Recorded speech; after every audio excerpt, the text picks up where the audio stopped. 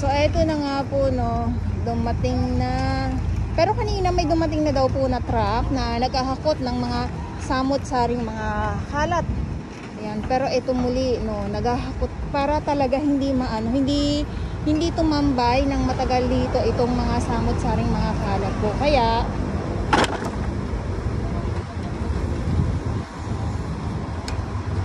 Kaya naman, nandito muli, no? Ayan, so good morning. Tuloy lang po ang update natin ngayon dito sa Manila Bay Dolomite Beach po. At nandito tayo sa 2, na kung saan po ang ating mga MMDA nandito. Ayan sila. Ikot ko lang kayo para makita nyo. Noong nakaraang araw, nakita natin dito na sobrang dami. Ngayon, ano na po, unti-unti na pong nasisimot. Pero sabi nga po ni ma'am ay mamayang hapon, meron na naman yan. Kasi nga, dito pa lang sa laot, may dumarating na naman po na tatambay dito. Pwera na lang, hindi dadami yan kung walang bagyo or kung hindi malakas ang alon at hangin. Ayan. Lionel pala ito. Ayan, Lionel.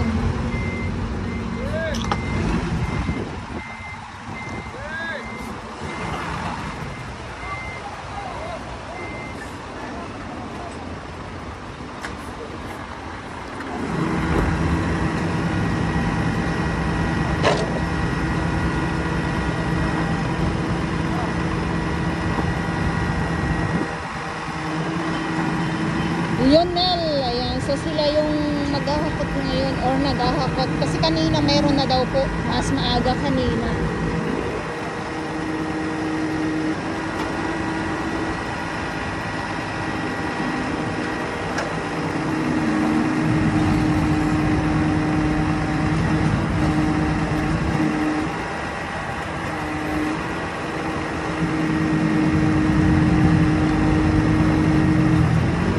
Grabing ano ito ha, grabing hakutan.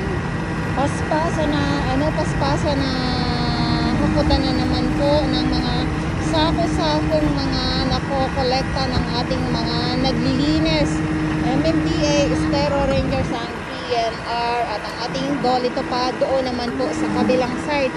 Doon mismo sa may malapit sa may entrance at exit naman po. So yung pwesto ko naman ay nandito po tayo papunta ng Remedios, papunta ng Manila Yacht Club, DPS Mandaragat, nandyan po sila. At dito naman po sa may laot na kung saan ay nandyan naman po yung tambak na buhangin sa Reclamation Pasay area naman po. Ayan.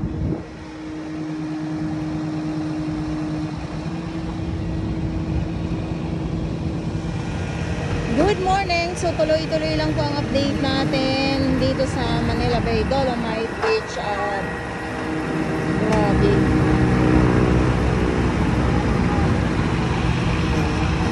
Siyempre mahangin.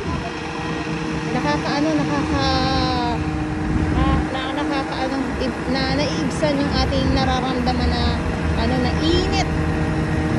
Yung mga MMDA. Aroy. Sabi ni Ma'am, Aroy ang tawag kasi nga ang dami nga pong kalat.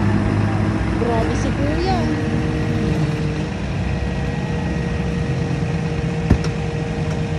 O, diba?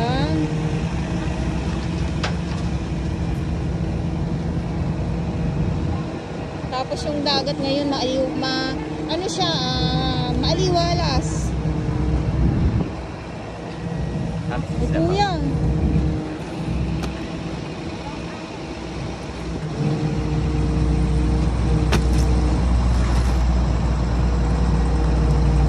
Talagang sinolo ni Kuya na hatakin yung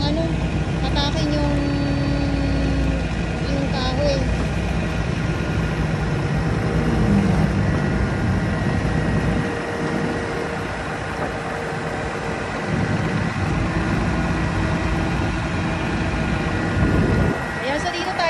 Lipat tayo para ito pag din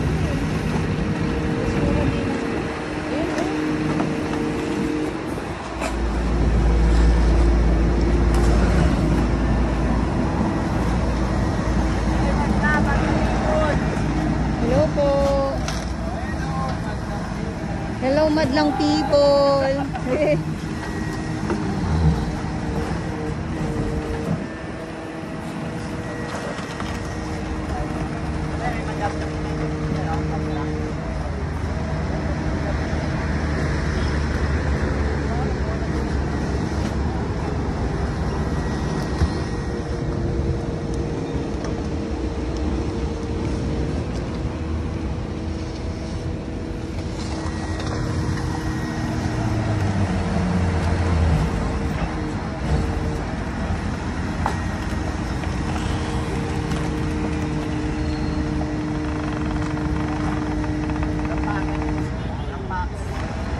Napipit-pit pala talaga yung sako, ano. Ayan, oh. Ganun pala.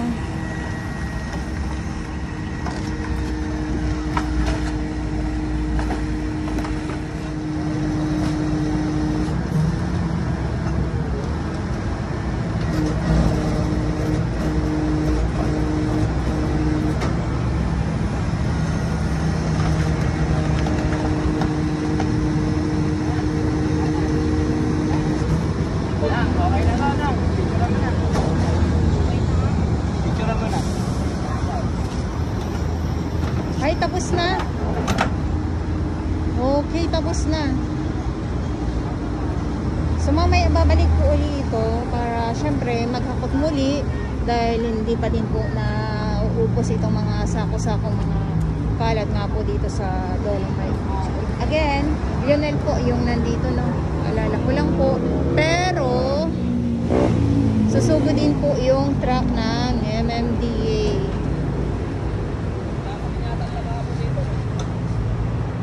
Hindi naman kasi sila nawawala. Kayo lang ang nagsasabi. So dito muna tayo sa mga halaman, sa mga puno, na kung saan naman po ay red naman po yung ating nakikita.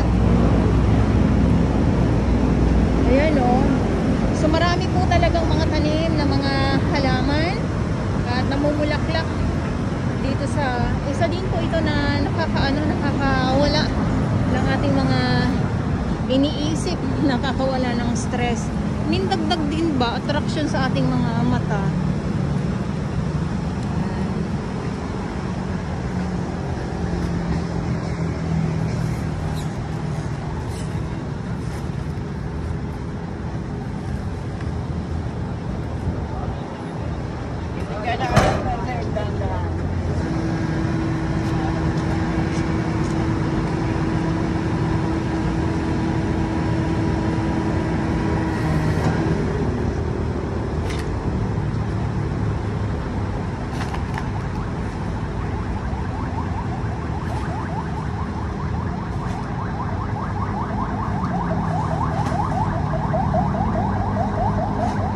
Okay, so dito po muna ang ating update at maraming salamat po sa inyong lahat at sa mga baguhan. Yes, welcome sa channel ni Miss Jolene Dorabels. Mahalin niyo po ako ng buong buo, yun ay hindi galing sa ilong ng icing up.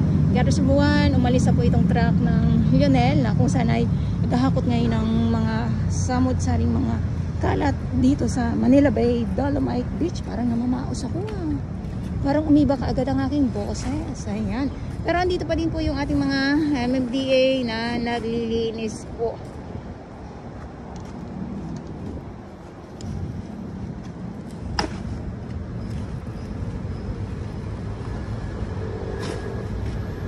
Binababa na para pagdating ng truck, ano na lang, sampa na lang po sa truck. Binababa na itong mga sako-sakong mga basura po na nakuha